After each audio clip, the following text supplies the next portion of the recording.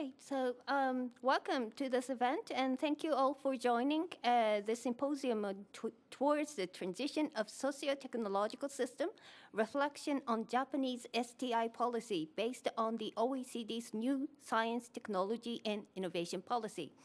I'm Makiko Matsuo from the Tokyo Foundation, and I'm going to be the moderator of this symposium. So I would like to invite first Professor Shiroyama for his introductory opening remark. And Professor Hideaki Shiroyama is a research director of the Tokyo Foundation, where he leads a research program reconstructing the science and technology policy system. He's also a professor at the Graduate School for Law and Politics, the Graduate School of Public Policy at the University of Tokyo.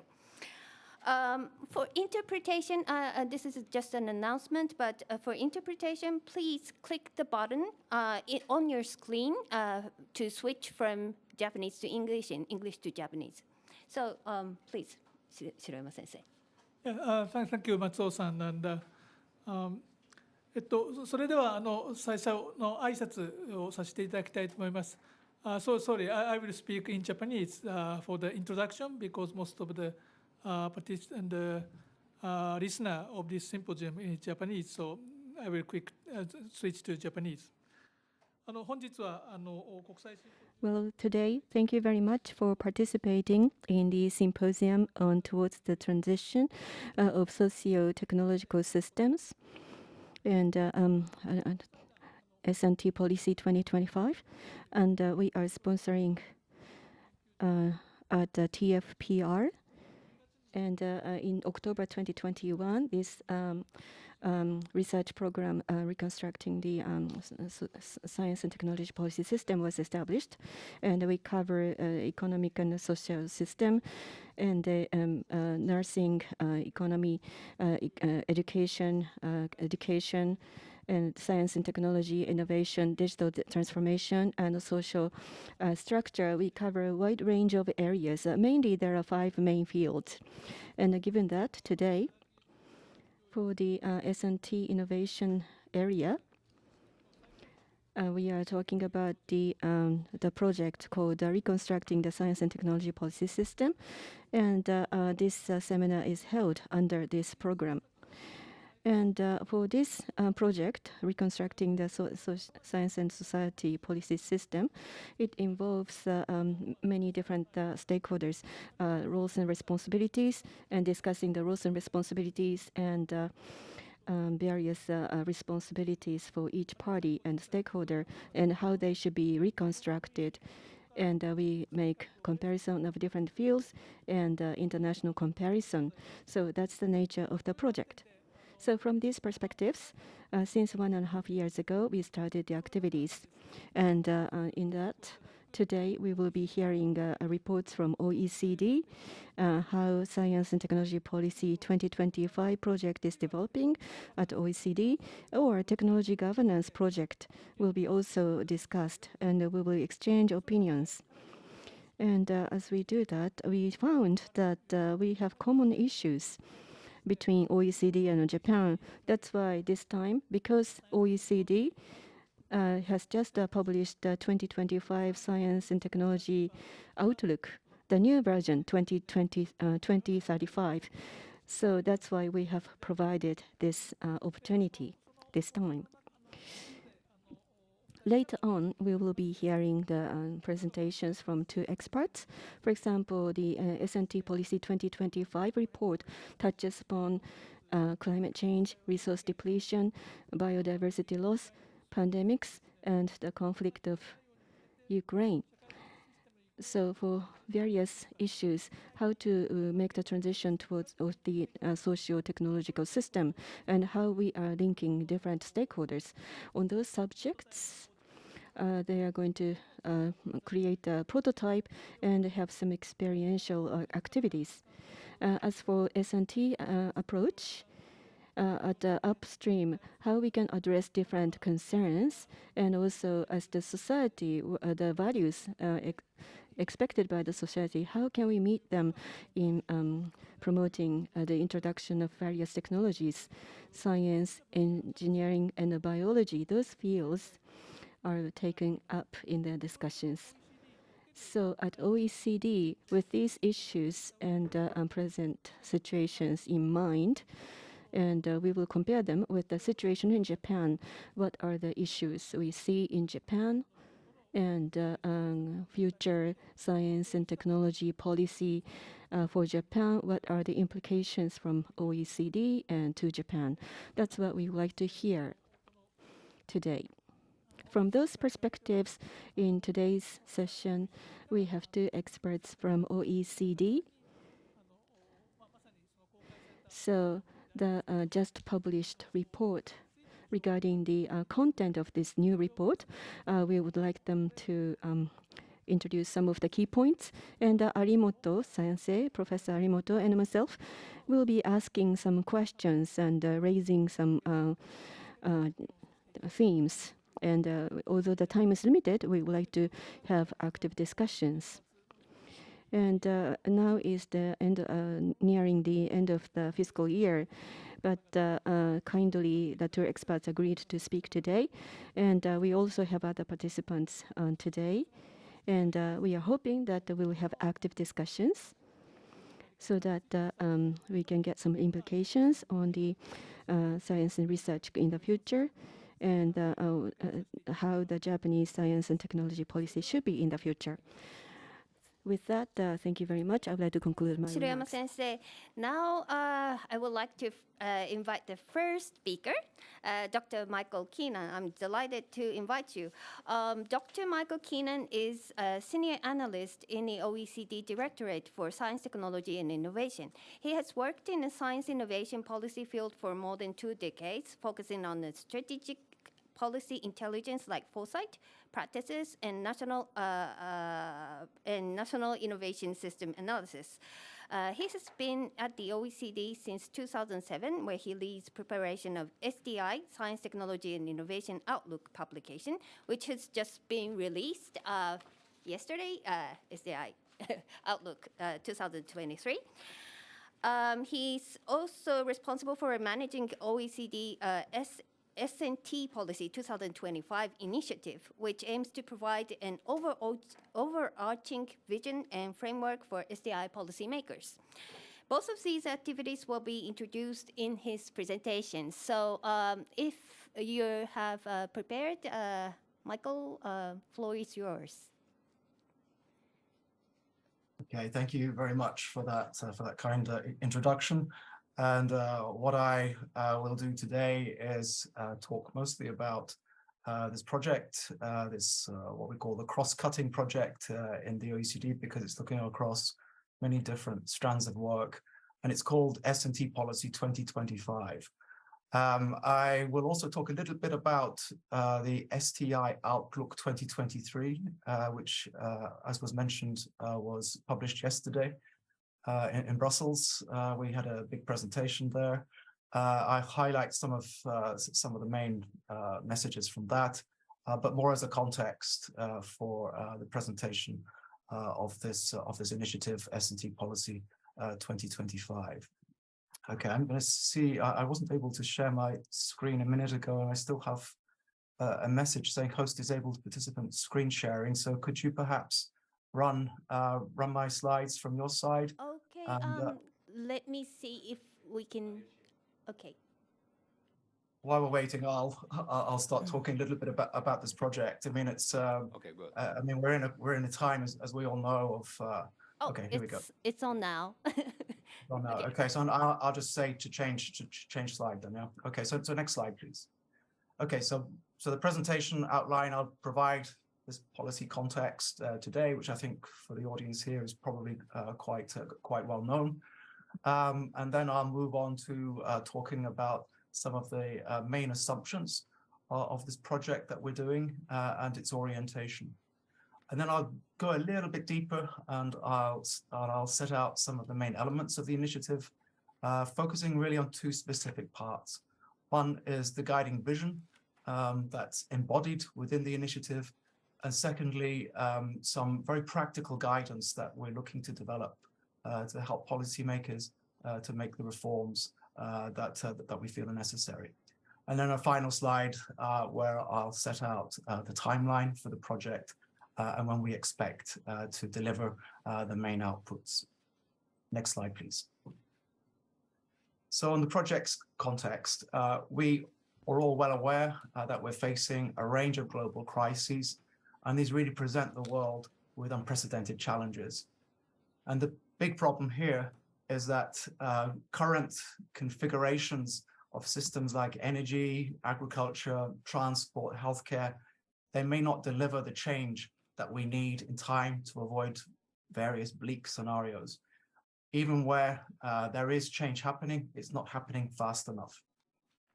So these systems, they need to become more sustainable, more resilient, and more inclusive. But this is going to require major changes, simultaneous changes in the political sphere, the economic sphere, behavioral sphere, cultural sphere, and of course, technological change as well, and at multiple levels of governance.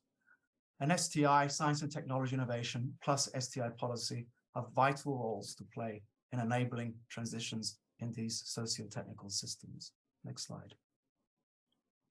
I'm just going to show you, next slide, please. I'm just going to show you a couple of charts here, which are featured in the latest edition of the STI Outlook. This is work from our sister organization, the International Energy Agency. And they have estimated that around half of the emissions reductions that are needed by 2050 come from technologies that are not yet in the market.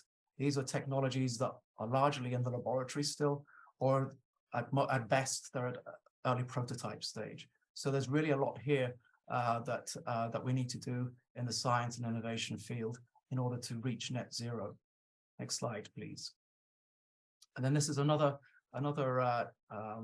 chart from the International Energy Agency, and this shows that low carbon public R&D expenditures as a percentage of GDP have gone up a little bit over the last decade or so. But go back in time, go back to the 1970s and the 1980s. We were spending far more of our GDP on energy R&D. It's arguable that the crisis we face today is much bigger than the one we faced in the 1970s, and we should really be giving much more effort to this than we probably are at the moment. Next slide, please. So I mentioned already that we have looked at some of these trends and issues in the latest edition of the STI Outlook, which was published yesterday. For those of you who are unfamiliar with the STI Outlook, it's really our flagship publication. It comes out every 2 years. And it asks really what's new in the field of science, technology, and innovation policy. And the current edition focuses on sustainability transitions, but in an age of disruptive change. And we look specifically at global crises, but we also look at growing strategic competition and geopolitical tensions, particularly between China, the United States, and the European Union. There are also other chapters in the Outlook. David, who's on this symposium as well, has written a chapter, for example, on technology governance. There's a chapter also on mission-oriented innovation policies, which I know is an important topic in Japan. And there's a chapter also on how science was able to mobilize in the face of the COVID-19 pandemic crisis. Next slide. But three of the big themes, if you like, in this publication is that global crises mean that managing risk and uncertainty while also promoting resilience have really moved to the fore as rationales for STI policy interventions. And you might argue that we're seeing a growing securitization of STI policy. Secondly, that growing geopolitical tensions have also seen concepts like technology sovereignty and open strategic autonomy strongly emerge as frames for STI policy. And finally, all of this is happening at a time when STI policy is called upon to contribute to sustainability transitions in a range of areas. I mentioned some of those already, like energy, food, transport, and health. And it's that last point that the rest of my presentation is going to be mostly focusing on. Next slide. So just to introduce a little bit more this project, S&T Policy 2025. This is an initiative that was born a couple of years ago now. And we've been working through what it is that we'll actually do. There's been a lot of planning. We haven't produced that much up until now, but that's about to change. There's a lot of content production that's in the pipeline. But just to give you, again, a further taste of the context here, we think, and this is confirmed in the literature as well, and if we read policy documents, that the challenge of transforming socio-technical systems in areas like energy really calls for a rethink in government policy making, and that's a rethink that takes a more systemic view of problems and an inclusive and holistic approach to policy interventions. Currently, there exist gaps between how things are done, current STI policy and governance arrangements, and those that are required for transitions. Now, we should also, of course, add that we're not starting from zero here. There's been a lot of experimentation over the last decade in many OECD countries. The issue, though, is that a lot of that still remains experiments. It hasn't been sufficiently scaled up and rolled out. So that's really where much of the gap lies. Fostering wider system change is a major challenge, nevertheless, for STI policymakers. And there are many reasons for this, but one of the major reasons is that a lot of the actions that are required actually fall outside of the areas that are direct remit of research ministries or innovation agencies. But nevertheless, where their input and their coordination and their implementation actions will remain critical. So there's really a need here for much stronger cross-government action and coordination. And as we all know, that's very difficult in all countries. Finally, we need to recognize that we're dealing with multi-level transitions from these very large scale socio-technical systems like energy, but also at other levels as well. And I'll illustrate that in the next slide. Next slide, please. So we've got these really big systems. And the question here is, how do we position STI and STI policy in these sort of government-wide discourses and strategies and initiatives that address sustainability, transitions, and resilience? That's a big question. But also, we need to transition our own STI systems. So how to influence the sorts of priorities and practices of firms of the public research system who need to adapt to meet the challenges of sustainability transitions. And then if we go down a level, we also need to think about what's commonly called transformative STI policy. So how do we adapt STI policy priorities and practices to meet the challenges of sustainability transitions? And this refers to the rationales for policy intervention, the objectives, the instruments we might use, and also those who are involved in the policymaking process. And we can even go down further levels. And here I have an example where one of the weaknesses we currently have when we try to design transformative innovation policies is that we don't have a very strong evidence base to do that. So how do we develop that? How do we develop the knowledge, frameworks, the institutions, the learning networks, and the capabilities to inform and deliver an STI policy that contributes to sustainability transitions? So you can see, as I said, there's this different levels of transition that we need to be thinking about. Next slide. So this is, as you can gather, this is very ambitious. It's very wide ranging. To make it more manageable, we have broken it down into different parts. So we have 10 modules, as we call them, and they deal with, there are 4 of them that deal with different types of partnerships in STI systems, and another 6 that deal with what we call innovation enablers. So I won't read these out, but I don't think they will come as any major surprise to you.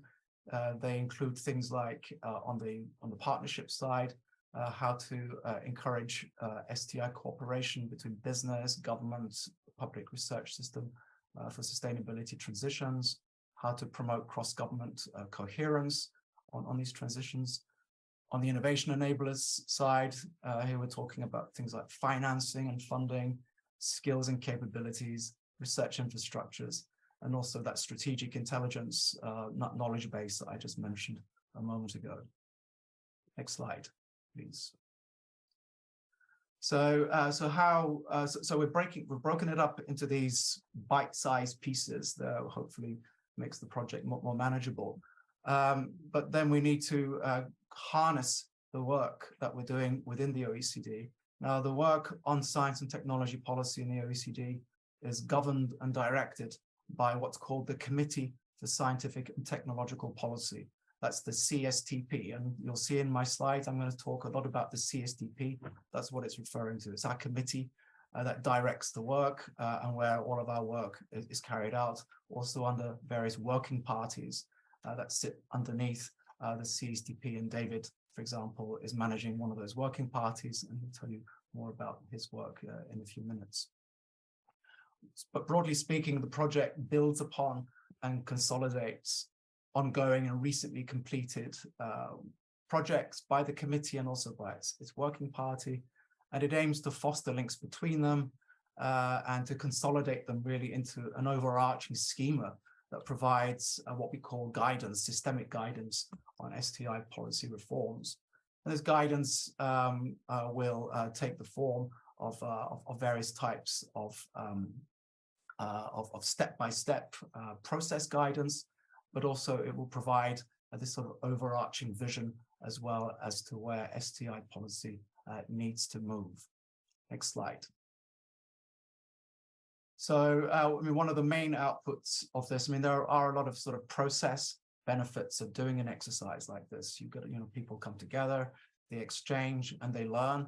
But we also, of course, need to focus upon some tangible outputs. Not everybody can participate in those processes. So we need things that can be used afterwards and by many, many more people. So I mentioned already that one of the main outputs of this project is this online policy guidance. And this has really three levels. We have a sort of overarching narrative level where we have the guiding vision for STI policy. Then we have the level of these 10 modules that I mentioned earlier on, where we set out some principles for each of those modules. And then we go down to much more practical guidance on how to deal with specific key policy challenges. What I'm going to do in the next few minutes is talk a little bit about the orange box at the top level, and the bottom level, because I don't have that much time. I'm not going to cover the whole thing, but I'll just highlight some of the elements of the overall of the vision and also of these key policy challenge guidance. Also, on the right-hand side of the chart, you see that this guidance that we're developing will have embedded within it a lot of evidence that we have in the OECD, what we call linked resources. This includes things like our existing publications.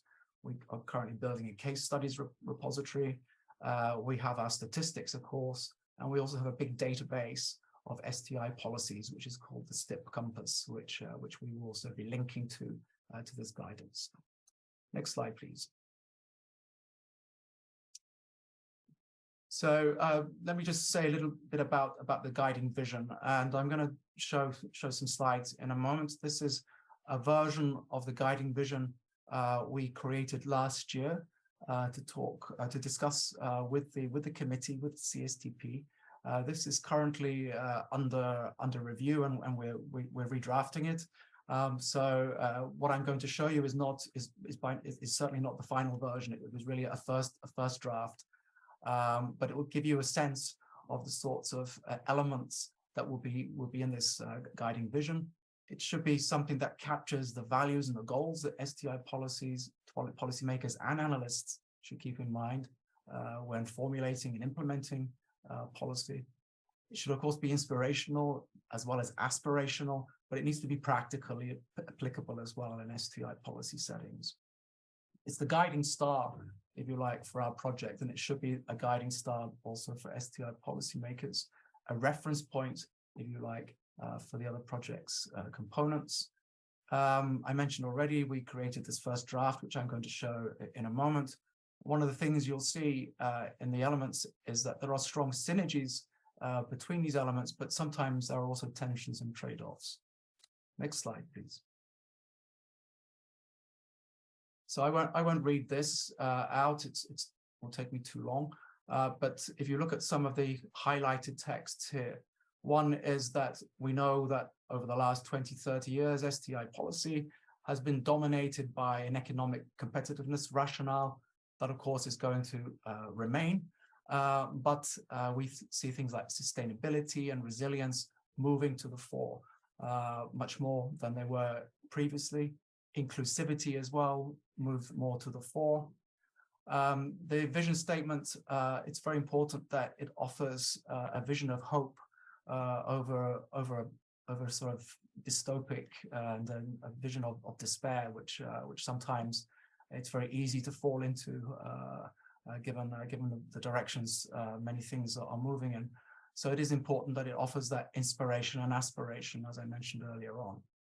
And now next slide, and I'll just show you some of the sort of headline elements here. So again, I won't read all of these out because it would take me too long.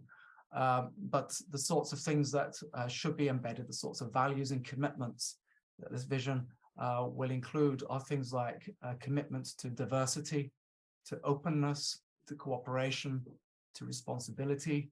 Also, the adoption of a much more directional approach than we've seen up until now in STI policymaking. Next slide. Also, it's clear, even though we all need to move in a similar direction, every country offers a different system. So whatever is done needs to be sensitive to the local context. Governments need to be agile in the approaches that they take, because we're working in fast moving environments where there's a lot of uncertainty as well. And we need to be evidence-based as well, insofar as we're able to be. There's a lot of things where we don't have evidence, but where we may nevertheless have knowledge that we should be drawing upon when formulating and implementing STI policies. Next slide, please. Another, I mentioned directionality a moment ago. I put this slide up because directionality is often thought about in terms of developing new things, what we might call build up. So let's set some directions, let's build up our research, our skills, our capabilities, let's experiment, let's then, if we're successful in our experiments, let's scale up. And that's, of course, a very important part of moving in certain directions. But another important part here is that we also need to break down certain existing regimes, which are actually preventing us from moving into these new areas. So it's very important that we take that double view, if you like, of direction setting, and we're trying to embed that across the project. Next slide.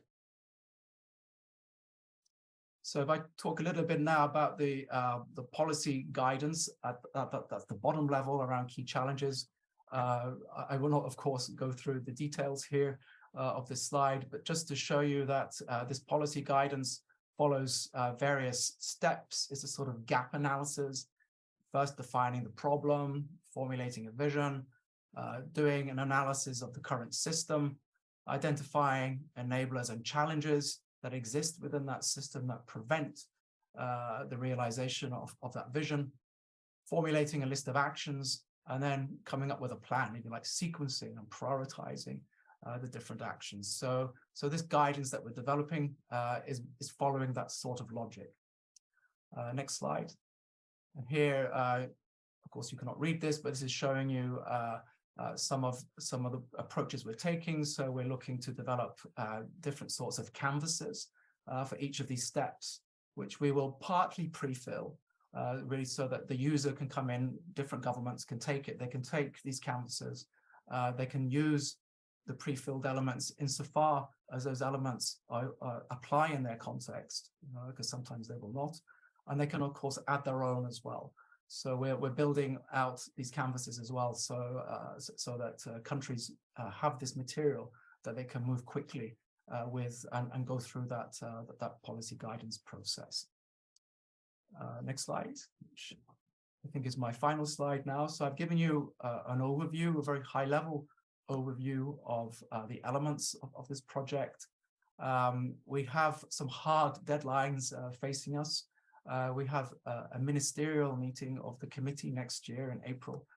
And by that time, we need to have the guiding vision ready. We need to have the module narratives and principles, which I didn't discuss, ready for about half of the modules. And we also need to have some of these key policy challenge guidance canvases and the processes. We need to have all of that worked out as well. We are prioritizing those areas which will be key topics of the ministerial meeting. These materials will all need to be ready before the end of this year because they need to go through various approval processes. And the committee and the working parties who are involved will all be asked to review and input on these materials. And then after the ministerial meeting next spring, we will then move to develop the rest of the guidance so that by the end of 2024, we have everything completed and ready for countries to use. So let me stop there and thank you for your attention. And of course, I'm very happy to take questions. Thank you. Thank you so much for the wonderful presentation, nicely describing the main points of the STI Outlook 2023, and also giving us a nice summary and overview of S&T Policy 2025. We were very impressed.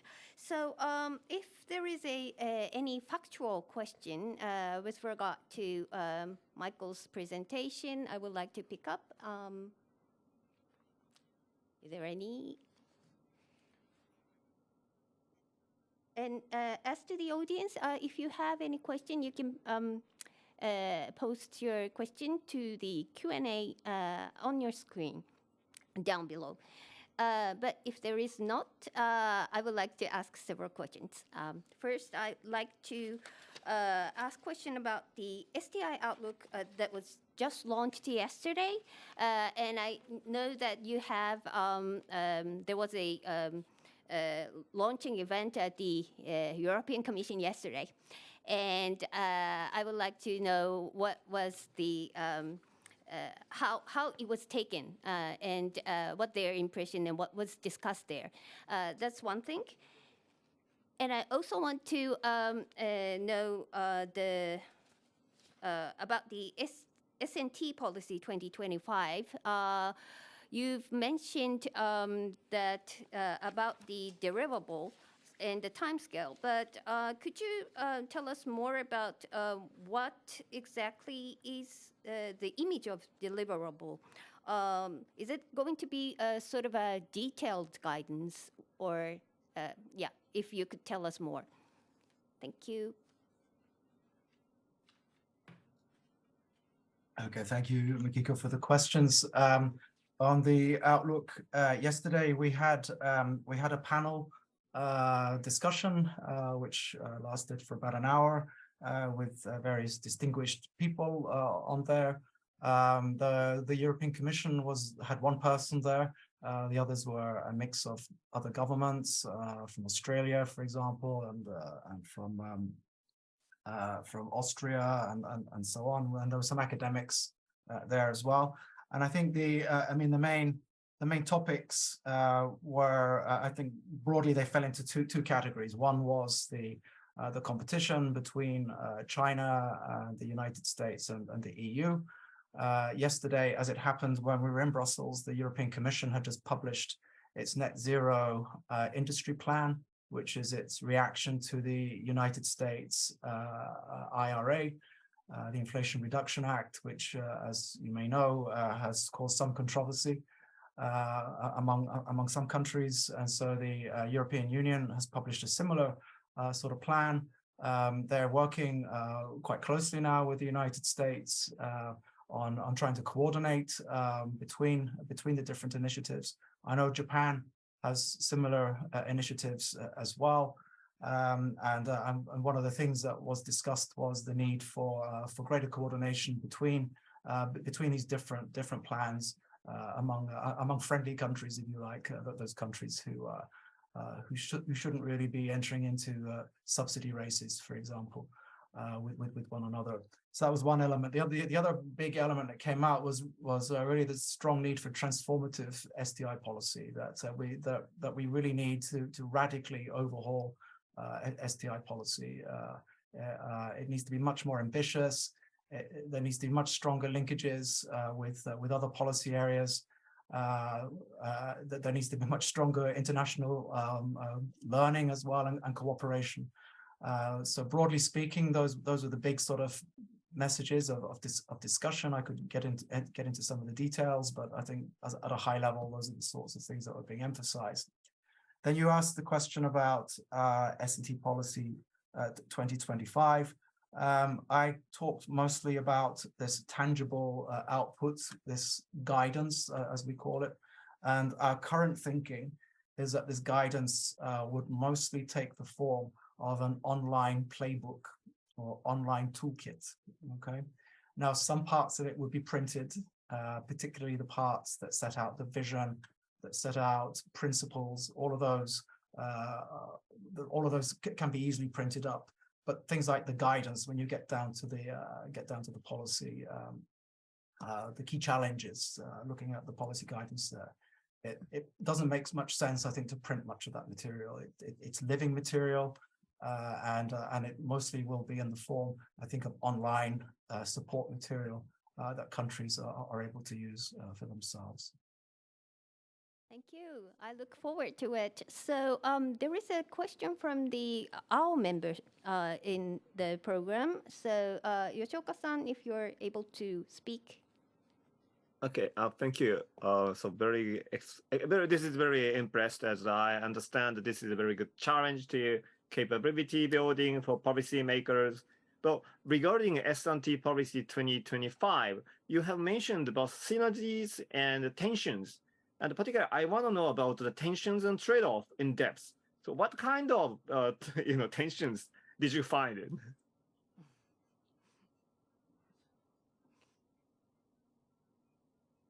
Oh, you were muted? Yeah, I'm muted. Sorry, I'm just trying to find the unmute button. I lost it for a moment. Yeah, so I mean, if you're talking, for example, about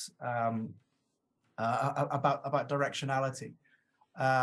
So that could be interpreted in a particular way where you really, you're very directed, you put everything there, but possibly at the cost of agility, of being, because in agility, you need to also maintain diversity in the things that you're funding or the people that you're funding.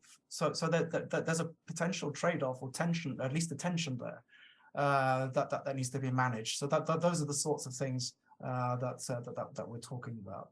So that's a very high level response still, but that's kind of where we're at the moment, and we're trying to look more closely at what some of these tensions and trade-offs are in order to give our member countries a little bit more specific guidance on how they might manage those.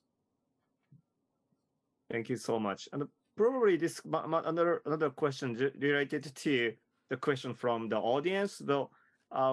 I first considered some tensions coming from some legitimacy about the S&T policy making process. So, because usually science and technology policy issues, somewhat related to or visionary issues. Particularly, you have mentioned about originally they are concerning about the economic competitiveness, which are more easy to get some legitimacy or or acceptance from citizens. So in this regard, what kind of challenges does the policymakers face? I mean, that's a big issue, and probably my colleague David Winickoff would be better placed to answer that perhaps later on. But broadly speaking, And in fact, we have a workshop on this next week at the committee where we're looking at societal engagement in STI policymaking. There are many issues here. One is that it's difficult often for citizens to be able to relate to STI policy agendas and discussions. They seem to be often remote from their everyday concerns. So that's one challenge. There are challenges as well that even if you do engage citizens successfully, how can the policymaking process absorb the knowledge and the findings from that process? So really, and these are two examples. I think we've identified about a dozen different challenges that STI policymaking, engaging citizens, that there are some difficulties there. But David, I think, is going to talk a little bit about some of those later on. So I let him perhaps elaborate on that. Thank you so much. Okay, thank you. So now we'd like to move on to the next speaker. I'd like to invite Dr. David Winickoff. Dr. David Winickoff is a senior policy analyst at OECD, where he is the secretary of the Working Party on Bio, Nano, and Convergent Technology, BNCT. In this capacity, he leads research policy work and soft law development in the area of technology governance at the national and international level. Before he joined the OECD, he was a tenured professor at the University of California, Berkeley, where he directed the program on science and technology studies. So with that, David, if you're ready, please start your presentation.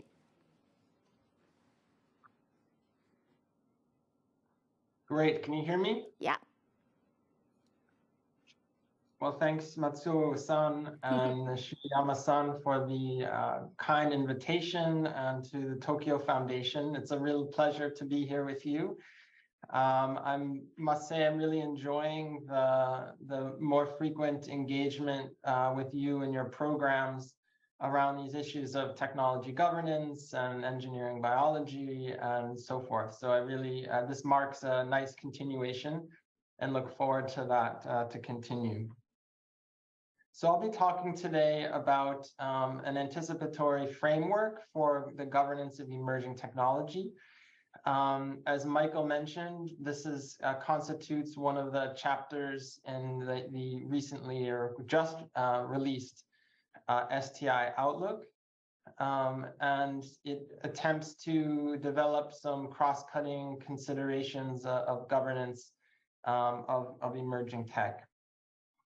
So why do we need to think about good technology governance?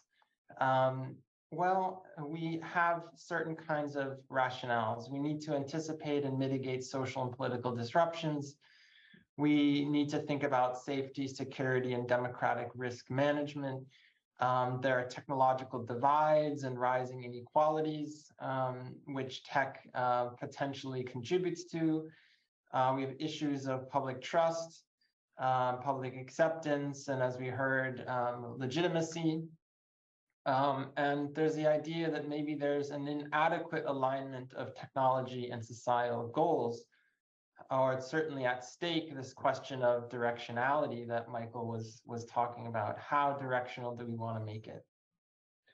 I should also mention, I think that it's a particularly important time to talk about, well, where technology governance is rising to the international level, at a strong level. I think we see that because of the importance of increasing importance of strategic technological sovereignty of the kind that Michael mentioned as part of the securitization of STI policy.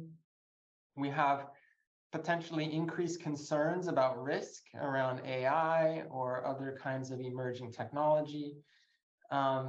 We have the fact that we're seeing technology as increasingly a factor in geopolitical relationships. So we see emerging tech is rising up to the top of international relations. And then we also have challenging crises, which is putting more demands to leverage the best technology for social goals. So for all these reasons, technology governance, I think, has risen up in the agenda, and we see that discussed in various kinds of international fora, including the OECD. So there are common challenges across technologies, but governance is not one size fits all. That's one of the key messages of the chapter, that the common challenges around different technologies include the rapid pace of development and uncertain risks and benefits, that emerging tech often has multiple applications, industries, contexts, and that there are concerns that extend beyond traditional health, safety, and environmental risk. And however, the response in policy needs to take into account the specificities of different technologies, the level of readiness for commercialization, the profile of perceived risks and potential benefits in the short and long term, the profile of local, national, international matters of concern, and the level of public concern. So even as we talk about common aspects of emerging tech and the need for a cross-cutting set of principles and tools, we can't paint too broad a brush. We need to think about how such a framework needs to be adapted to particular kinds of circumstances. And this, I should mention, I think was one of the is a common theme in work on technology governance and cross-cutting technology governance. I enjoyed the presentations in the recently at the University of Tokyo from Shiroyama-san and Matsuo-san on this issue of whether there are vertical and horizontal kinds of approaches to governance.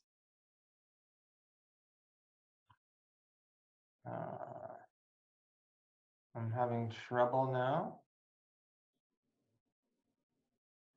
You cannot move? There we go. Okay, good. One of the problems of technology governance that's now pretty well known is the Collingridge dilemma, the so-called Collingridge dilemma, which basically posits this problem that if we govern too early, the full consequences of technology might not be apparent. We have the danger of misguided or inadequate regulation, and unnecessary regulation can constrain innovation. For this reason, this is often the dominant concern in innovation policy circles, and there's this concern of choking off innovation, that one of the drivers of and motivations of innovation policy is to get things out as quickly as possible. So the idea that you would constrain things early is potentially problematic. On the other hand, changing course, governing later might be more expensive for changing course and difficult and time consuming because technology is built in, and that end of pipe solutions might be too late. And I think these are some of the insights coming from the regulatory policy community that I think balance out on the other side of the dilemma.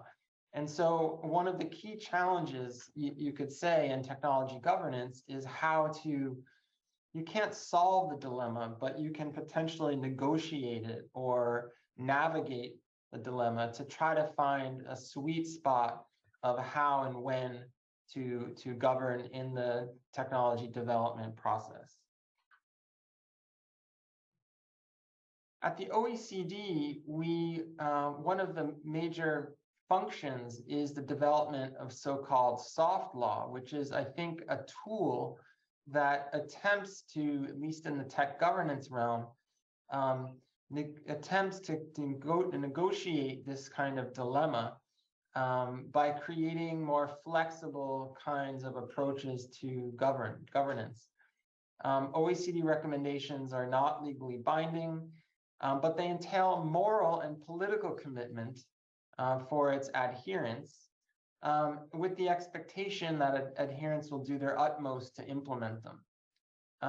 And new members must demonstrate compliance because implementation of the recommendations is reviewed on a regular cycle through a process of reporting back to the Secretariat and ultimately a publication of results. So there's a kind of an aspect of naming and shaming, or of rendering transparent what different countries are doing. And I think this exerts some accountability and some pressure to have countries comply with the soft law. But the point isn't supposed to be disciplinary. The point is to be to focus on peer learning across countries in terms of what they're doing to implement the recommendation. And there's an international landscape and cross-national learning promoted in this way.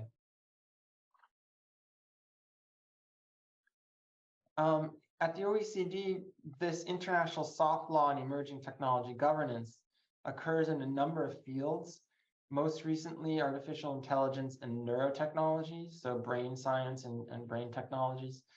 Biobanks and data repositories is a little bit older, genetic licensing, access to data, and policy frameworks like we're talking about on an emerging technology for good or technology governance.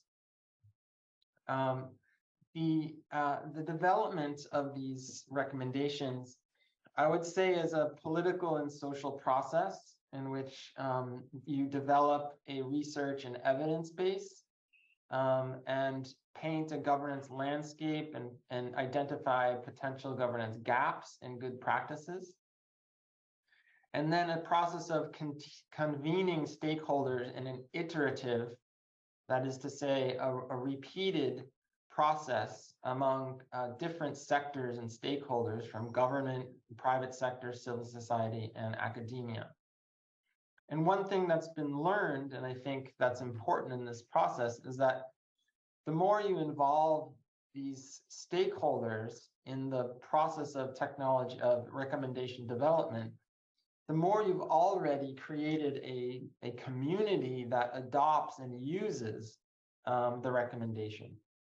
And we've seen that in the process of the development and adoption of the AI recommendation and the neurotech.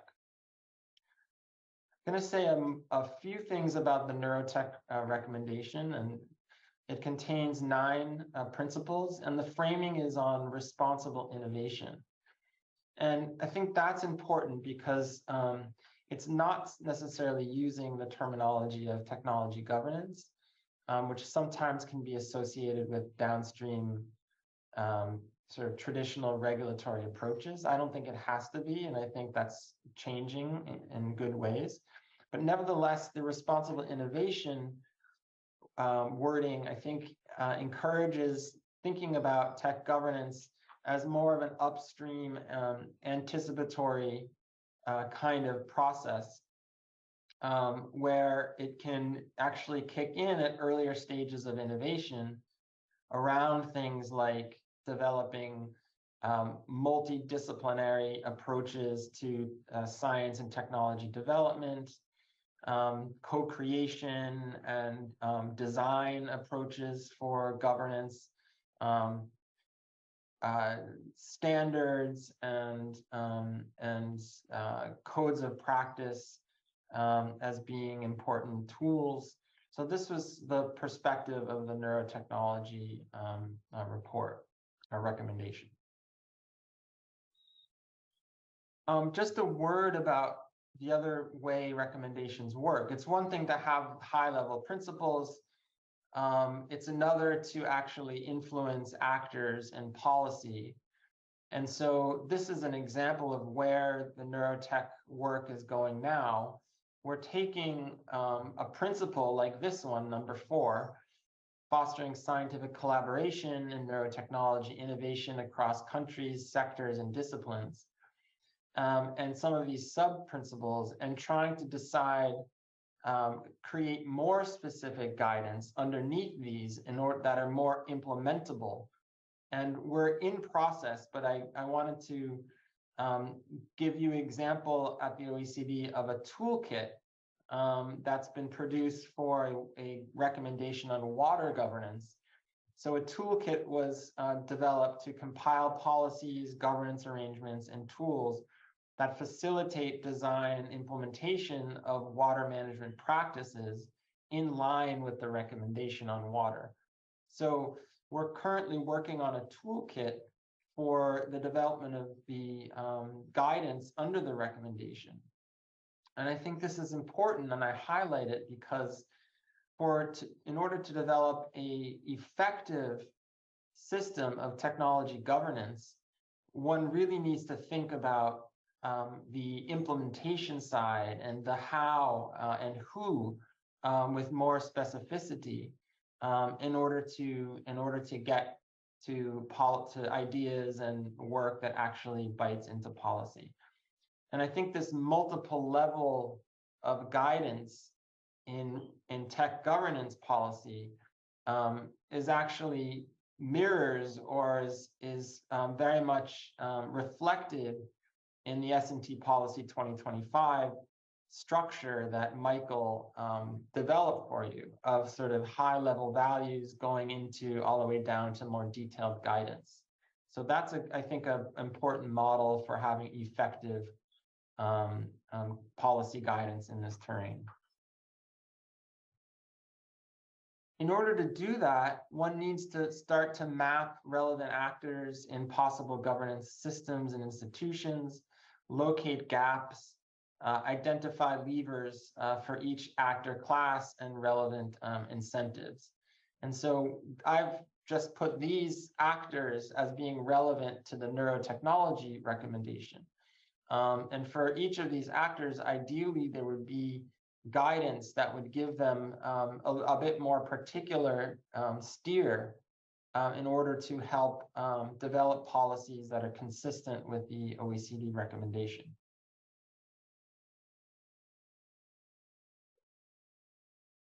The other thing we do to develop guidance is to do these convenings.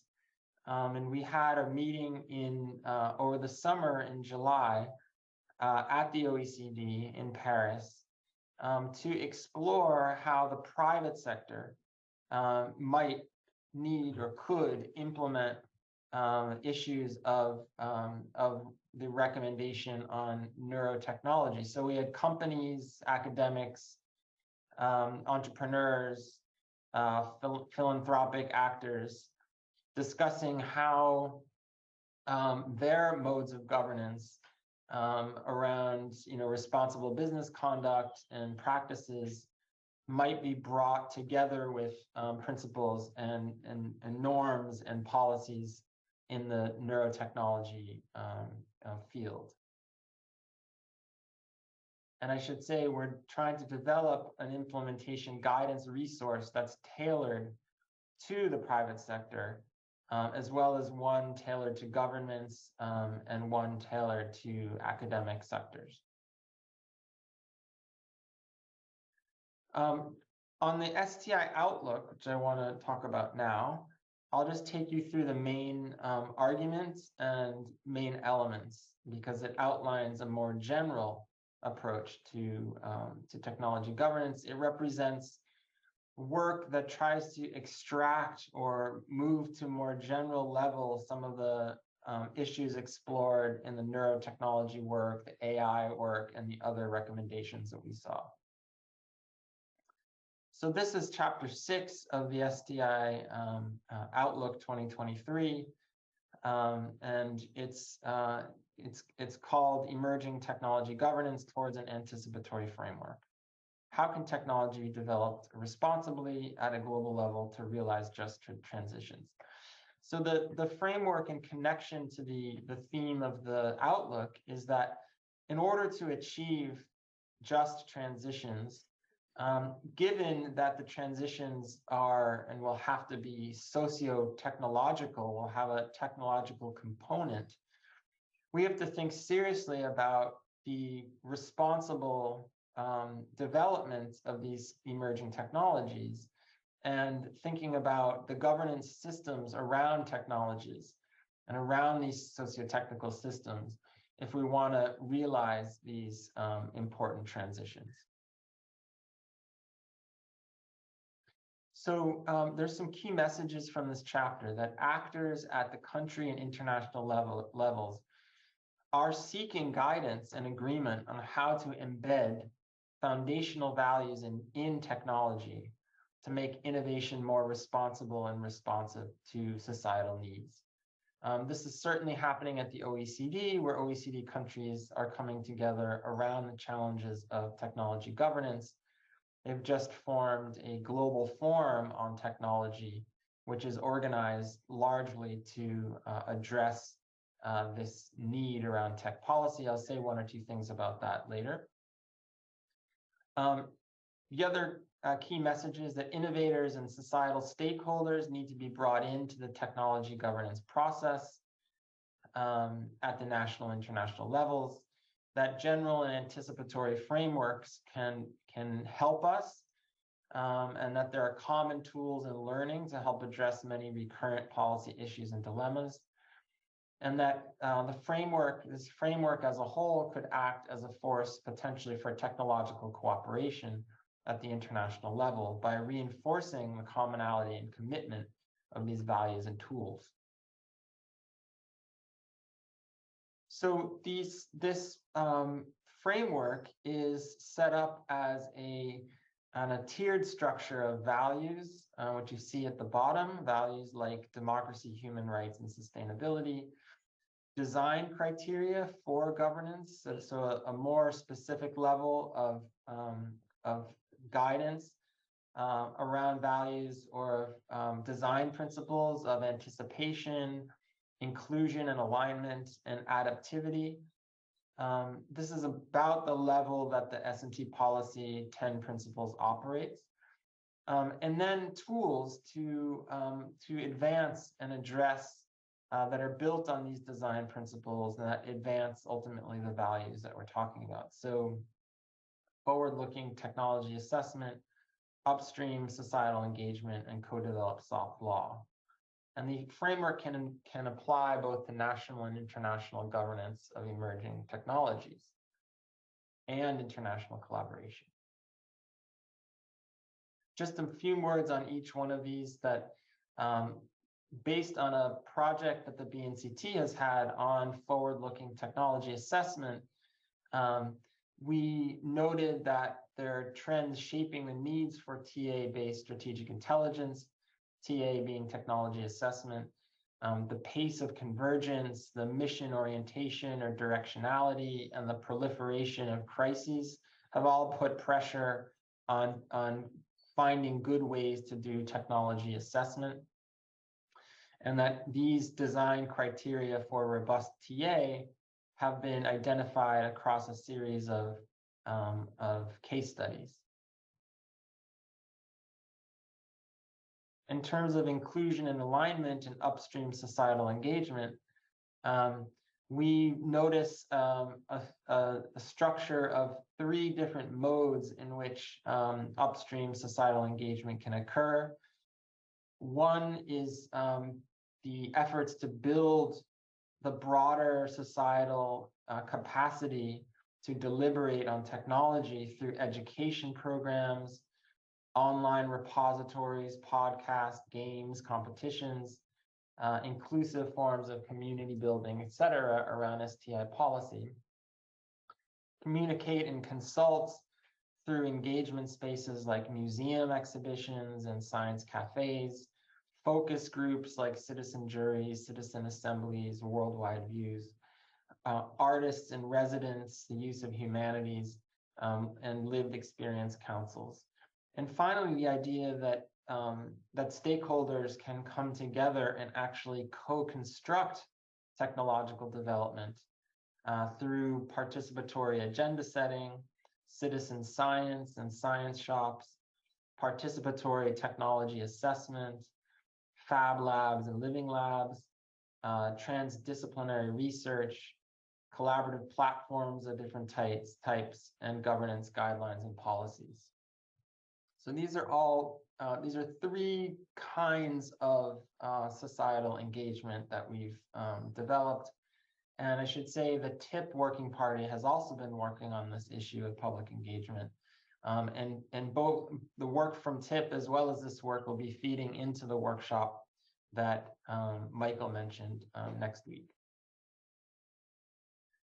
I'm not going to spend too much time on this table, other than to say we see soft law as an important tool for adaptive and agile governance, and we see lots of different experiments and different kinds of soft law, but there are challenges about compliance around soft law. And so we need to also think about policies that try to assign mechanisms of accountability and liability with soft law, like audits and external oversight and the use of different kinds of governance tools.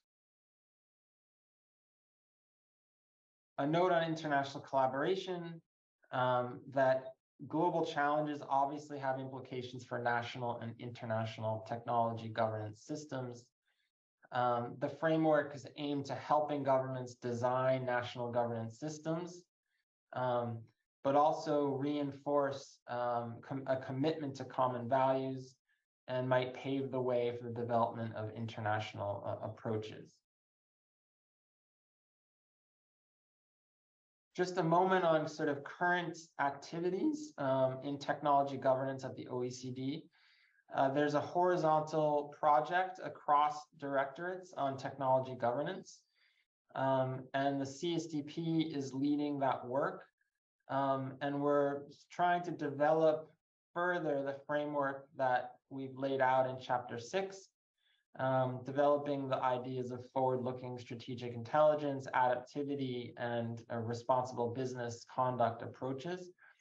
And to do this, we're doing research and analysis in those areas, but also looking at drawing on the work that we've done in AI and neurotech to further develop that framework.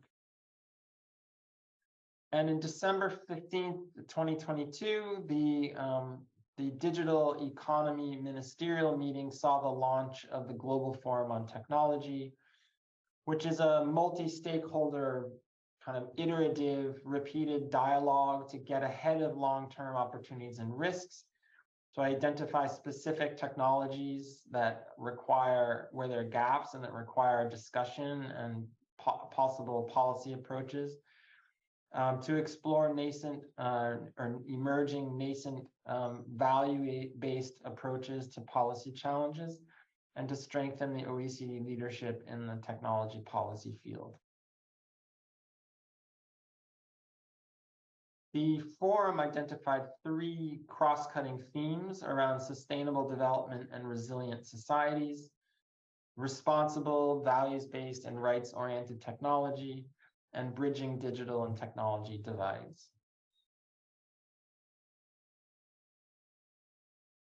So thank you very much. I will stop sharing and invite any clarifying questions as we move through the program. Thank you so much.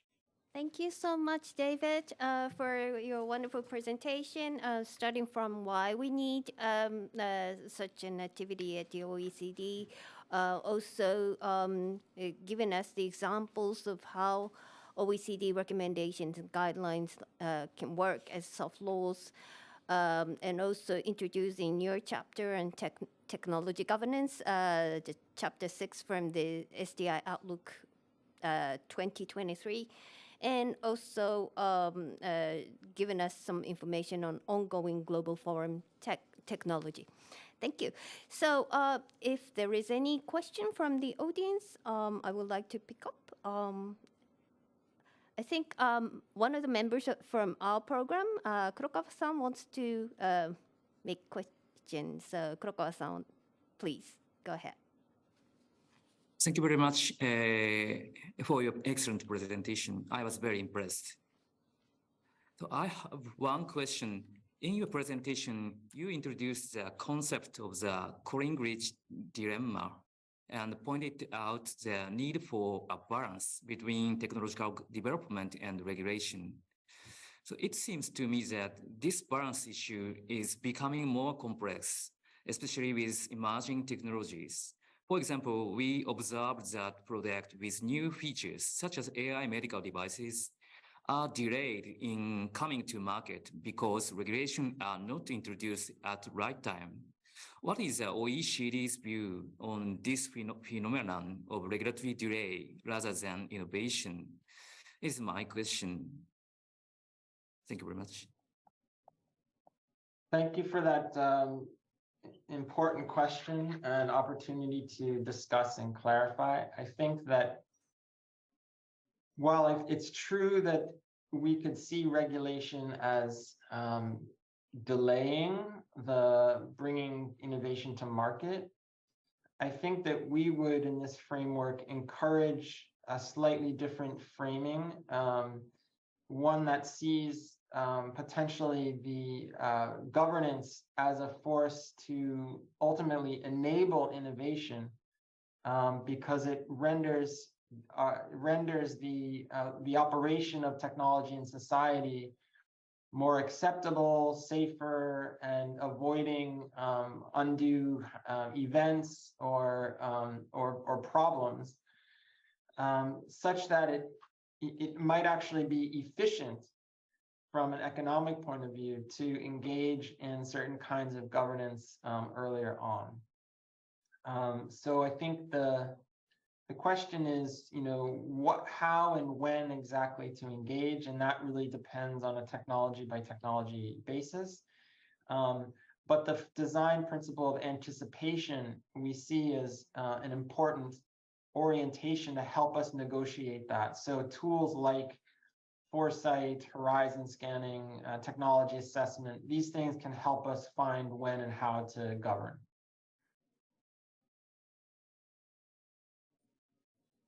Okay, thank you. There is a question from the audience, so I would like to pick up. Maybe I should read out. Our public attitude research in synthetic biology suggests that the inclusion of social risk analysis to consider potential effect of disruption and transition may present further opportunity for governments to improve or maintain higher trust level with citizens in the development of implementation of new biotechnologies. However, regulation of new technologies in our country and many others may make no formal requirement to assess social risk impact in regulatory submission, which could be the critical for adoption, noting that social risk differ from substantive health or environmental risk in that human behavior is primarily driven by the perception and not by the fact or what is empirically understood to be a fact by risk analysis and scientists. So my question, the audience question, is should innovation policy lead the way and include a design provision for social risk analysis, in addition to other criteria, as a key part of understanding the implementation of environment or where a technology might be brought to bear? So the question of social risk analysis. Yes, so first of all, I'm very glad it sounds like you're doing some very good research on this issue, which I think is a cutting edge question.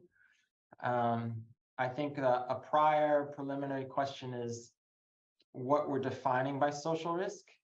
I think that's not an easy, well-bounded notion or concept, but nevertheless, the idea that social risk could come into the assessment of risk of technologies is important because it opens up our notion of what needs to be evaluated as new technologies come along. That it's not simple, very kind of narrow environmental or toxicology or these kinds of things, but we should care about the perception of risk, care about potential disruptions. That risk is a more complex topic than just toxicological studies. So I think that we would see an opening up of risk as a way to, in fact, engage broader stakeholders and promote the kind of trust and legitimacy that we see as enabling ultimately technology. Thank you so much. I totally agree. So now let's invite, so having heard two keynote speeches, we would like to invite two commentators. One is Arimoto sensei and one is Shiroyama sensei. So first, Arimoto sensei. Mr. Tateo Arimoto is a fellow of International Science Council, visiting professor of Deputy Director, Science, Technology, Innovation Policy Research Center at the National Graduate Institute for Policy Studies, GRIPS. And he is also principal fellow of at Japanese Science and Technology Agency, JST, and chief research fellow, International Institute for Advanced Studies. Before this, he served Director General of Science Technology Policy Bureau of Ministry of Education, Monkasho. So with that, I would like to invite Arimoto sensei. Yeah, thank you so much, the kind introduction, the Matsuo sensei. And also the congratulations, the Michael and David. Yesterday is the new edition of the Science and Technology Innovation Policy Outlook 2023 published. You made a great effort to prepare those important documents. Congratulations. Anyway. So I want to talk about my personal comments and some discussion or my personal wish. Because I have been serving more than 40 years Japan's science and technology innovation policy making as well as the implementation as a governmental official. So from that viewpoint, practitioner viewpoint, I want to talk about some point. Okay, next slide. Okay, you may know Japan's just 2 years ago during the deep pandemic, new science and technology and the innovation basic law enacted considerably different from the previous basic law 20 years ago established. So the purpose is added, this law is yes, you can see the right-hand side is creating innovation. For what? For sustainability. Of course, they are keeping for economic values. And also this time is very important is the promoting humanities and the social sciences and also the combination, the natural science and engineering and also the social science and the humanities. For what? For creating innovation for society. So under such a new basic law, so the Japanese government cabinet decision is the 1 year after 2021, 6 STI basic plan. This is also the considerably changed from the previous one. Is I show you the left-hand side is the new basic plan is focusing upon yes, today is the discussion point, is a transformation society using the scientific knowledge. And the right-hand side is also who is in charge of such kind of challenging jobs. Is we need nurture, educate new type of stakeholders as well as the scientists and engineers. Okay, next. So from my practitioner viewpoint, this is only the small societies, science and technology innovation policy, and the activity societies. Even these societies, we had a lot of the divided, layered policy level and the ministerial and funding agency level and the implementation organization level and the individual scientists. And also, of course, the horizontally, vertically is the top-down and also the bottom-up. We need combinations, those kind of the approach to address the, yes, today's point is the social and the technological transformations for societies. So therefore, also we have a lot of the divided divisions in each ministries, Ministry of Education, Science, Ministry of the Economy, Ministry of Transportation, and the etc. Deeply divided, and also within their silo, how to coordinate and break down those walls. Therefore, it's very important, your document, your approach, OECD approach, impacted our design capabilities and then also the implementation capabilities. Okay, this is my personal chart for high-ranking officials, as well as the policy makers. Some case, of course, the university professors, Japan. I take this time is this framework is using the United Nations Global Science, Global Sustainability Development Report 2019. Anyway, the OECD, I describe position here is the top notch, something like. So the center side is the individual nation state and the nation state systems. And the surrounding is the left-hand side is the academic education and basic science. And the right-hand side is the innovation, society as business. Now the security, national security, not only the national security, but also the, Michael mentioned is it's very happy for me, OECD coined securitization of STI policy. This time is my understanding is the security is more broad, is the energy security, not only the military security, but also energy security and food security, something like that. Okay, next slide. Okay, so I skip here. So how to achieve using the various knowledge and also the collaborations with the stakeholders, we need sharing the historical views.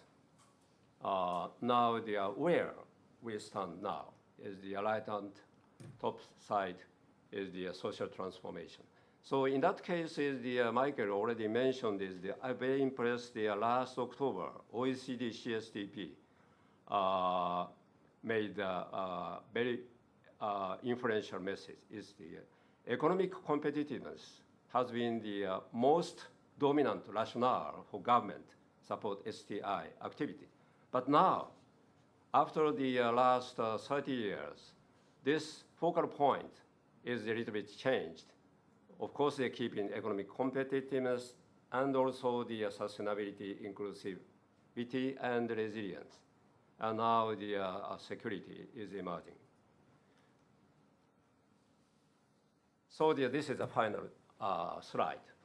Yeah, already Michael, I understand mentioned a little bit is the nurturing the talented peoples and the stakeholders. This is another international influential organizations, international science Council and INGS, International Network of Government Science Advisor Network, published last summer a new type of the scientist.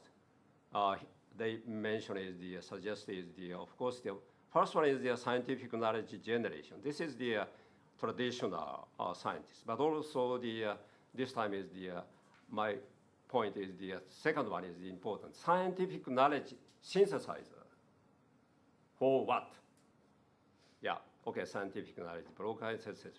And in parallel with the EU Joint Research Center, a similar message to us is the left-hand side is the bottom. They strong message is we need new type of scientist is needed for innovation, for sustainability. Okay, that's it. Thank you so much.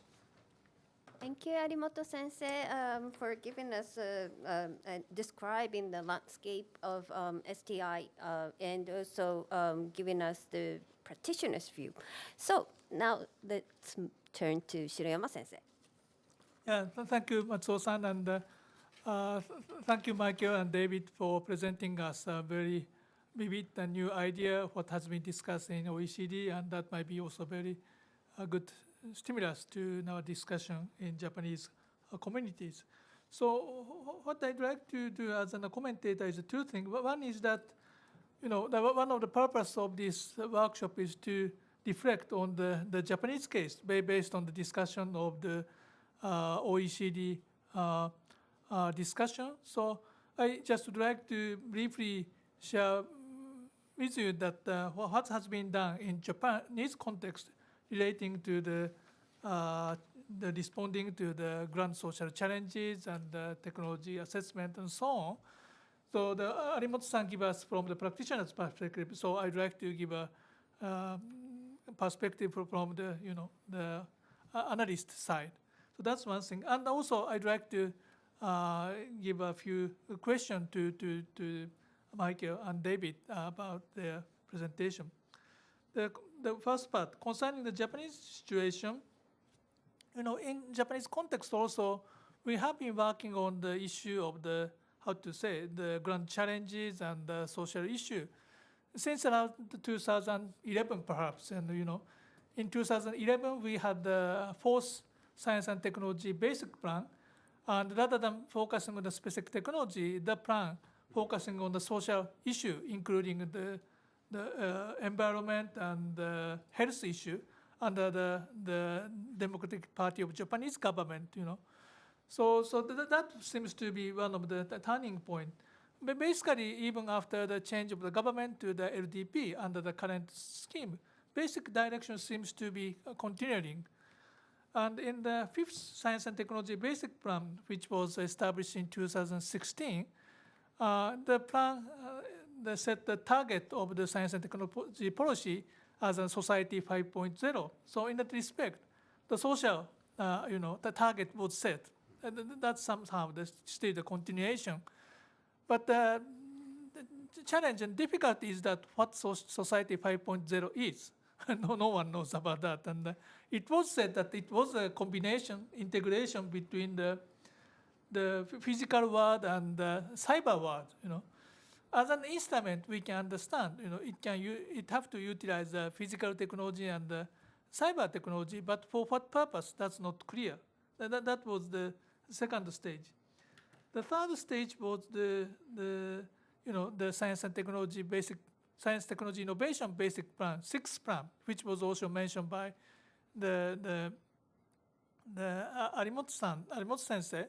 And in addition to just presenting the abstract idea of the Society 5.0, it tried to articulate what it means. That was in the slide of the Professor Arimoto, and ensuring the safety and security of the citizen. That's one aspect, and well-being in the society and individual. So at least write down what the Society 5.0 means.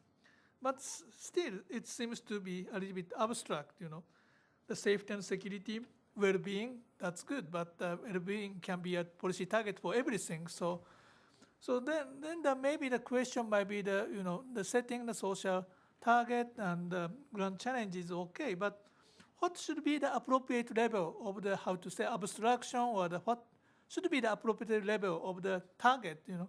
That seems to be the one issue which might be the tackle with, at the general policy level or at the program definition level. So that's one thing from Japanese experience we have to think about. The aspect is that in addition to the general science and technology basic plan, we have a series of the program tackling with the societal issue. For example, we had the so-called COI program, the Center for Innovation program, that's led by the Ministry of Education, Science and Technology. That's one case. And also we have the SIP program, the Strategic Innovation Program under the Cabinet Office. And also we have a so-called the Moonshot program, similar to the Strategic Innovation Program in that it's directly under the Cabinet Office. So relating to the operation of those two or three programs, we can identify several issues. But one is the relationship between the direction from the government and the more voluntary initiative from the academic or the industry sectors. So thinking about the implementation, commitment of the government might be essential. So in that respect, the commitment of the Cabinet Office might be a good thing. But on the other hand, partly because of the closeness to the government, there are various political pressure, to formulate the pushing the process of the identification of the social issue. So not necessarily enough consideration are given to the process of the developing the idea of the program.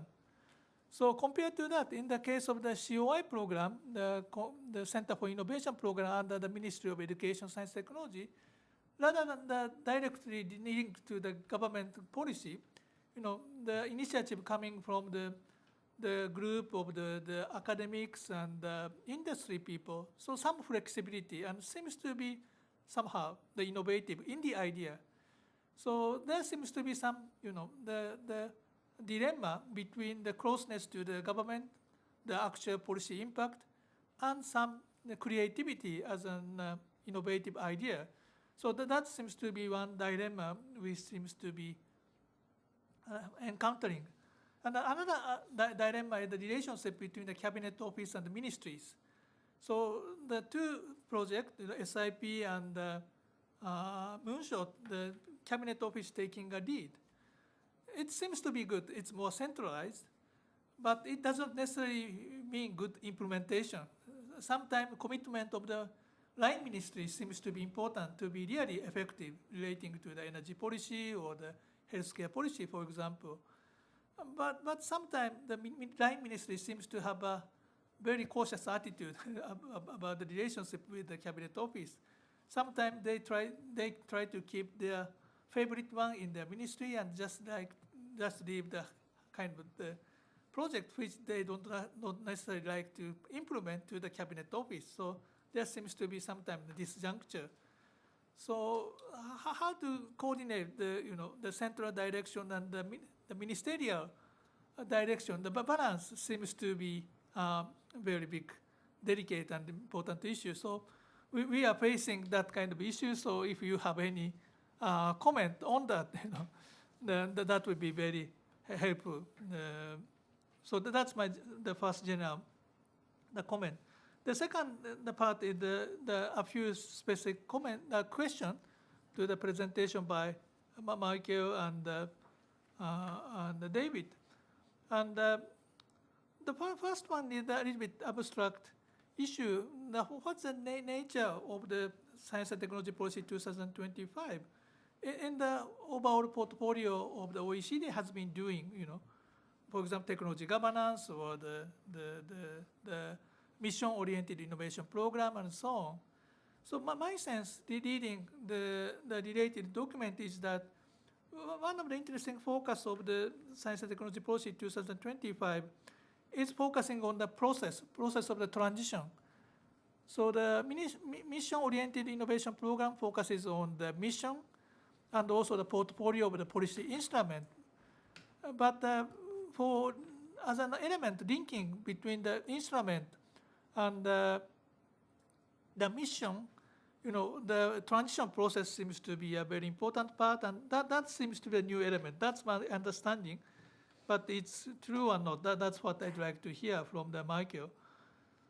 And the second issue, which is interesting for us, is the issue of how to involve the broader community rather than not just the narrow science and technology innovation community. And that was mentioned in the presentation that the actor involved, the actor outside the traditional limits of the traditional science and technology innovation policy. So how to involve that? Maybe that issue is closely relating to the issue I raised relating to the practice of the mission-oriented program in Japan.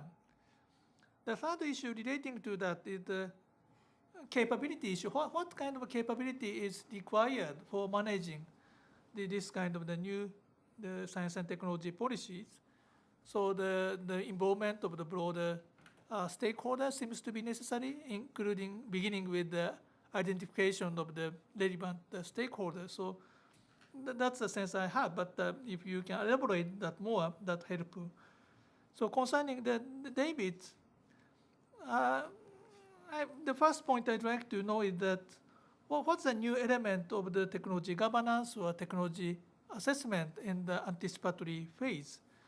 So just identifying the risk and benefit and the safety and the security might not be necessarily a new element, but you try to focus on the democracy, human rights, and sustainability. That seems to be a new element. So the broadening the scope of the value seems to be a new element I noticed, but does it correct or something new has to be added?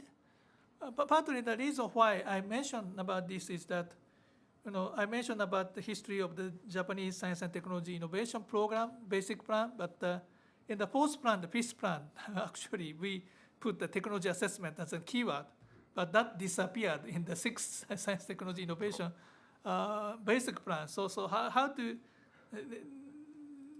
the strengthen and upgrade the technology assessment in the new setting might be necessary.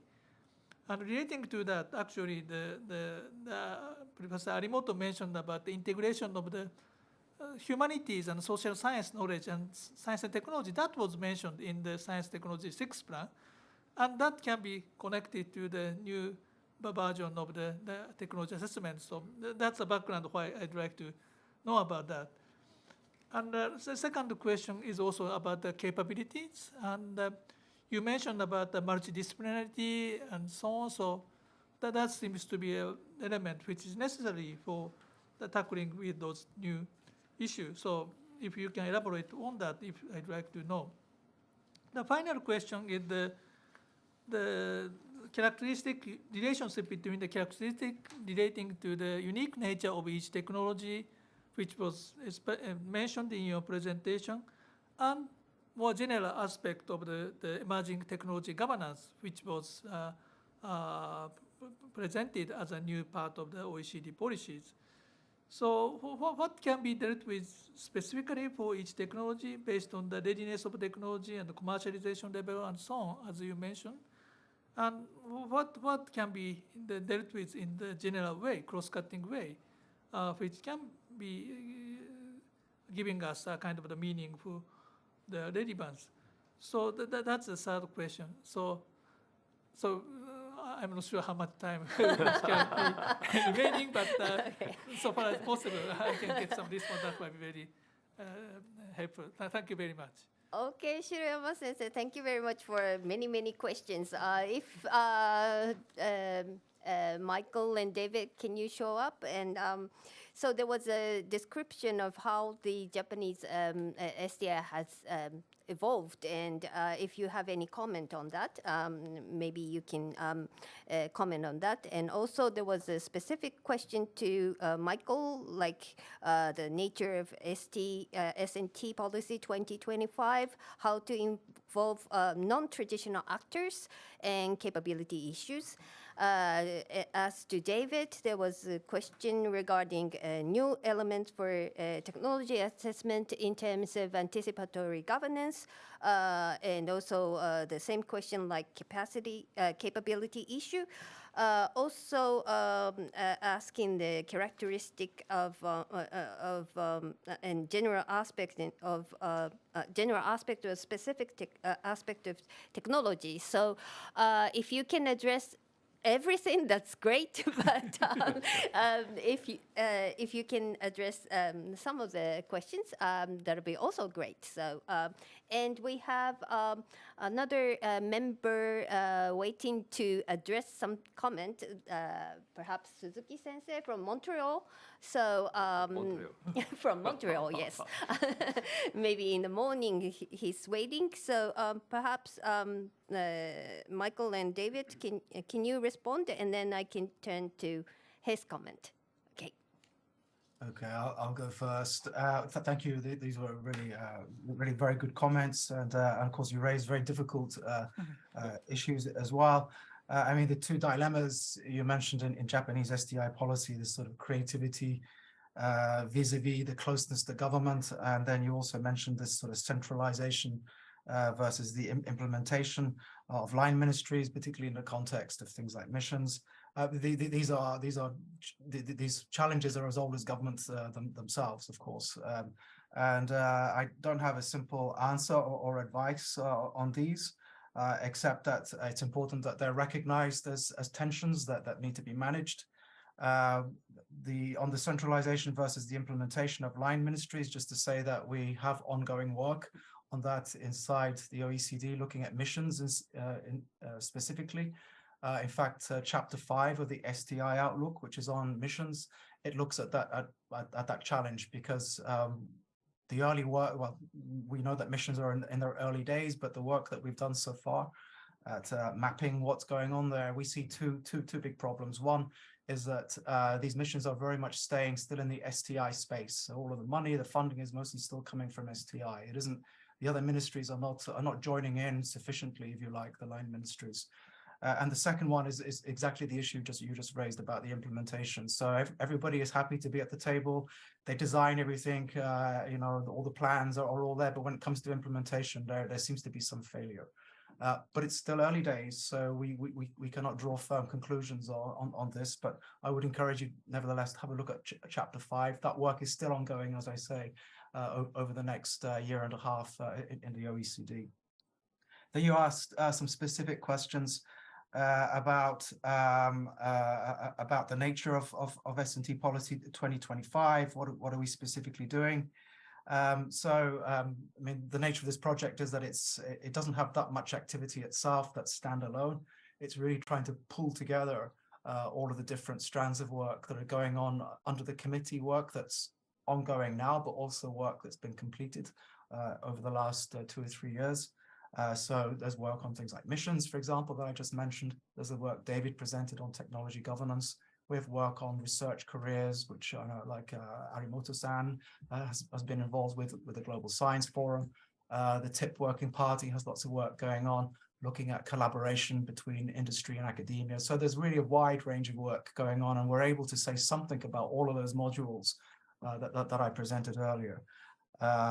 So that's one. That's the question, an answer to that question. And then you ask how to involve actors outside of STI. And again, you mentioned the missions, and I just mentioned that clearly we can see there are some problems there. In the context of S&T policy 2025, we've done a mapping internally of different parts of the OECD who are doing STI related work, where we should really have some sort of linkage. But I have to say this is difficult for us even internally to establish those linkages, because the way the OECD is organized, it's organized around committees, and those committees are reflecting structures of national governments. So in some respects, the problems that you face within in the capitals, they're partly reproduced as well within the OECD. Now, of course, the advantage with the OECD is that we have everybody together under one roof. We are able to make some good linkages there, but perhaps not as good as we would like.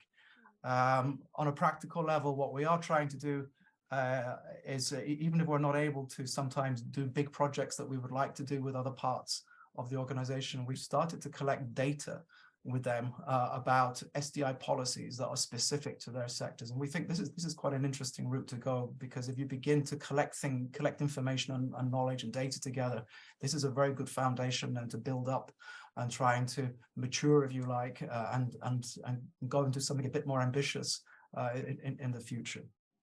And then you asked a very, very important question at the end about the capabilities. What capabilities are required by whom? I mean, we're talking about capabilities here across a whole societies. So, so if we stay just in the research world, there's the researchers, the scientists, but then if you go to the policy world, there's the policymakers themselves, there are citizens, there are people in businesses, and all sorts of organizations. There's really a wide group of people that we're talking about here. And it's not only about specific capabilities of an individual, we're also talking about organizational capabilities here, the sorts of ways things are organized, the routines that organizations have as well. And what sorts of challenges do they face in order to develop these new capabilities? What kind of new capabilities do they need? And here again, you mentioned some of them. There's the societal engagement, but there's also things around the cross-government coordination, which we mentioned. Doesn't that require some new capabilities? Perhaps it does. The use and development of strategic intelligence within policymaking. This isn't just about having better foresight or better evaluation. It's also about within governments having strong capabilities to use that information as well within policymaking. But let me stop there. But thank you. They're really great questions. Great, thank you for answering all the questions. Do you want to respond? It's okay. Okay, good. So turning to David now. Please go ahead. Yeah, thanks for these, shall I say, provocative in a good sense of the word, questions. I mean, I think some of the keywords that you use, Shiroyama-san, in your comments for both of us are the word process and the word capability. And I think that these are, I think you point to some very important concepts with relationship to the underlying topic of Outlook, which is transformation. That we really need to be thinking about processes and how and the capabilities of sustaining, of driving, of pushing along the correct approach to societal development and transformation. And I think that is one of the themes, unifying themes of what's new about STI 2025. I think it does take that perspective. And I think both of those are keywords for the tech governance work. I think your question about what's new in the anticipatory phase does pick up on those two words. I mean, I think the idea of what capabilities do we need to have to build quality, fit to purpose, forward-looking intelligence. And you mentioned multidisciplinarity as part of the capability. You could also talk about participatory technology assessment and what that looks like.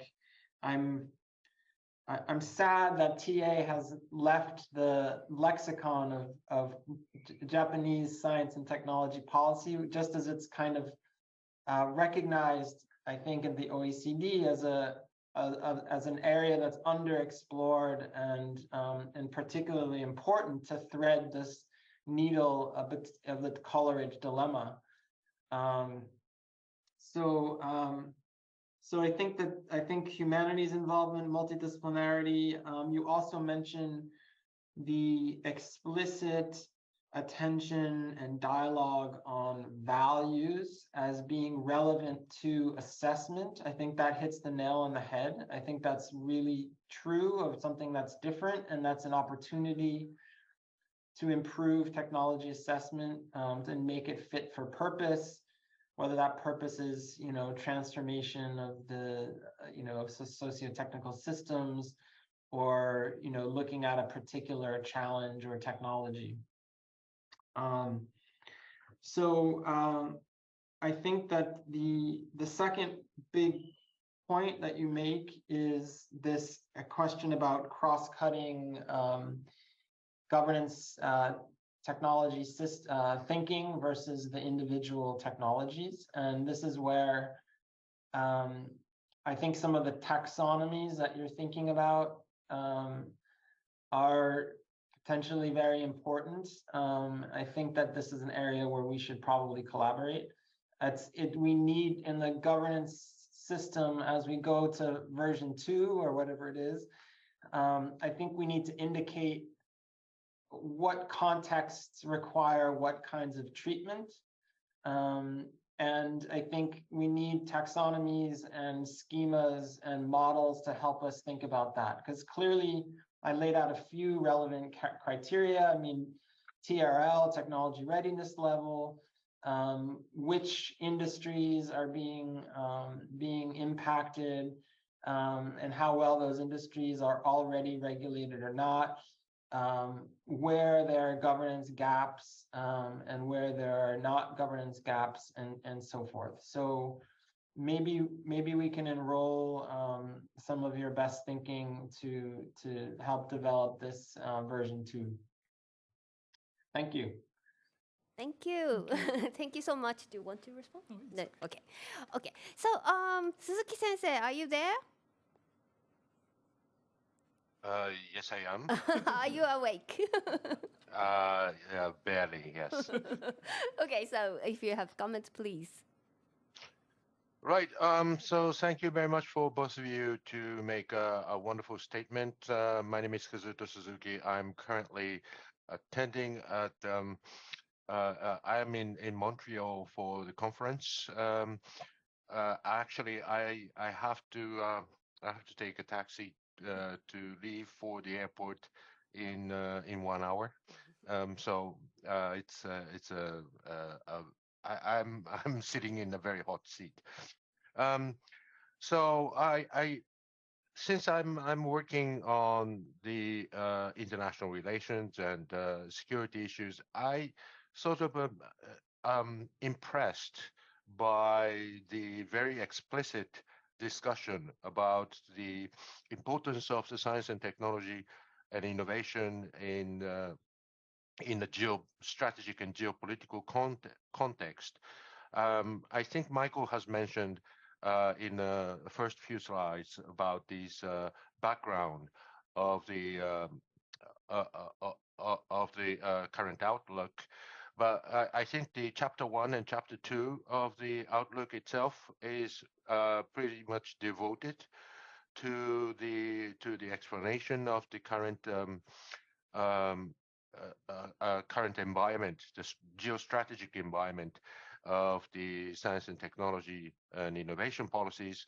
And I think this has made a big difference from the traditional consideration of the science and technology policy. And I think if I remember correctly, both of you has mentioned that there is a shift in the focus of the STI policies because of these geopolitical factors, and there are more demanded goals to more than just an industrial competitiveness and the well-being of the people. And I think I think to what extent so this is the first question, to what extent that these change of the geostrategic context have made the have made a sort of a or accelerated the concept for such as agility or the such as the securitization. I think in presentation of both of you were not heavily focused on this matter, but I think there should be some sort of a difference between the previous STI outlook and today's this new one. So so I think this is something that I'm interested in. The second question is about it's related to that, and I think one of the big issue is about the protection of the scientific findings and innovation, because in the past I think there was a sort of a rather optimistic understanding that the knowledge has to be shared. It will this is a force multiplier. If you share and open the innovation, and then it will create more opportunities to engage in different different types of the researches. And I think these are interdisciplinary. This was a sort of a discourse in before, but I think given this, strengthening, stronger competition against China and the Russian invasion in Ukraine has bring more protectionist or the protection measures such as an export control, the investment screening, or the more security clearance, these kind of things. So how would it? I think there's a dilemma of this necessity and probably preference for the corporation and the more national intervention for the protection. So how do you see the balance between these two, openness and the protection of information? So that's my second question. And probably the third question is something related to the IRA. I think either of you have mentioned that the European Union is now responding to the US IRA, the Inflation Reduction Act, and to build up the certain policies in order to maintain the industrial presence in the United States market. And I think this sort of focuses particularly on the semiconductor, critical minerals, batteries, these kind of things are being so strategic and becoming as a center of argument about the how to protect its own national industry and how to attract the science and research project to their own national territory. So how do you see this, the onshoring of the research and science and technology programs onto their national jurisdiction? How, I mean, as an OECD, I think this is the, I think there is a nature of the OECD to promote more cooperation and promote more collaboration with other, among the OECD countries at least. But I think these renationalization of the national, science and technology program may be an obstacle. So it may be similar question to the second one, but how do you see this renationalization and the openness of the research? So I'll stop here and look forward to further discussion. Thank you. Thank you, Suzuki-sensei, for many questions again. So sorry for asking a lot of questions. We have, our members have a lot of questions, and that's great. So, so there was a question regarding how the geopolitical tension affecting the current STI outlook as opposed to the previous one. The other question are the similar, but how to balance the openness and protectionism, or how to balance the renationalization with the international collaboration. So if you have any comments and thoughts on this, we'd like to hear. So maybe starting from whichever is ready, Michael or David, please. I'll just jump in quickly. Yeah, I mean, these are very big issues, as you mentioned already, that we have a whole chapter in the STI outlook dedicated to the geopolitical aspects. And there we talk about 3 different types of measures. So you talk a little bit about the protection measures that we see greater evidence of. But also things like the IRA are examples of more the sort of promotion types of measures where governments are looking to use industrial policies to build up their own capabilities. And then there's a third type of intervention as well, which is which we call projection, where in fact countries are also trying to build new alliances. So if they are going to introduce greater protection, and which might mean breaking some existing alliances and dependencies, they're also on the lookout and very active, in fact, in developing new alliances as well. And I know that Japan is a central player here in various different international fora, for example, involving the United States. Nevertheless, I mean, the OECD here doesn't have a clear view, I should say, because it's very rapidly changing, the situation. It's very complex. There's a lot of uncertainty, a lot of ambiguity as well. But what we do say is that there are, of course, a lot of tensions here, and you've very well laid some of those out, tensions between openness and of course still the need in some instances to protect. So how do we reconcile that, particularly when we're facing big challenges like climate change, which are global challenges that require global solutions? So what we've done in the outlook is we've laid out, if you like, many of these issues.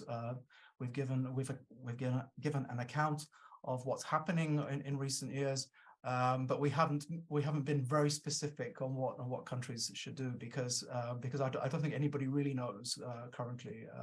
We have some ideas as to some directions countries might go in, some particular practices that they might follow.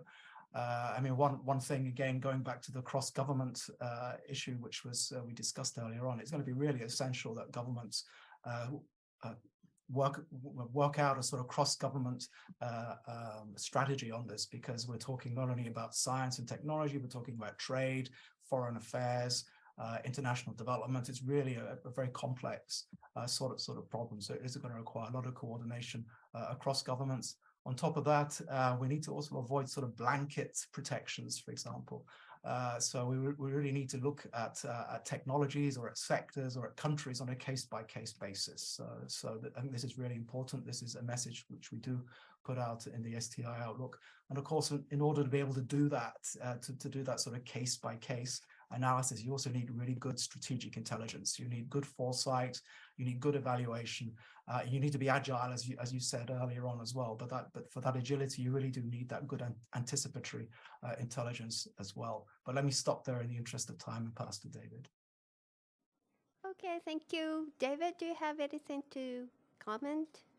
Oh, just a reflection that as Michael said, I don't think it's necessarily just an issue of nationalization. I think we're seeing a recoupling or reorienting, and a lot of it is positioning around China and understanding Europe as a bloc, and the US and Canada and even the UK as kind of and Australia kind of a bloc.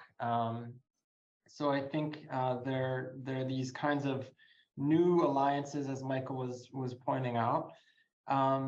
Yet at the same time, another data point is this new global forum on technology that I was talking about, where the focus seems to be A, on isolating and excluding China, B, engaging the emerging economies, especially.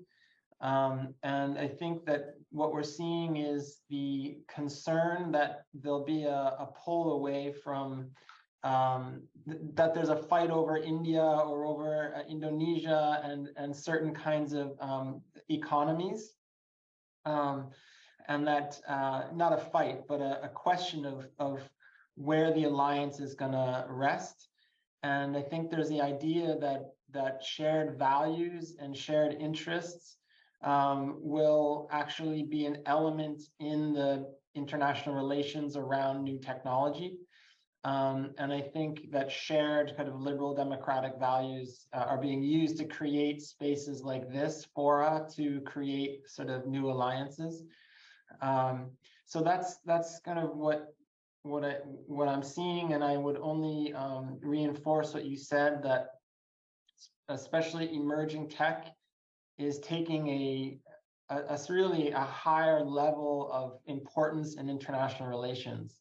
And one indicator of this is in the United States, in the State Department, they've elevated emerging tech to be a special envoy and create kind of a special unit around this, which indicates the extent to which they're taking this seriously as an international relations issue. Great, thank you. Suzuki-sensei, do you want to respond a bit, or? No, not really. I think I'm very happy to have these answers. I think this is a very ongoing issue, and I think it's really hard to answer. You know, there's no clear answer at all. But nevertheless, I think we need to keep considering. Just to comment on what David has said, I think there is an interesting formulation of the projection.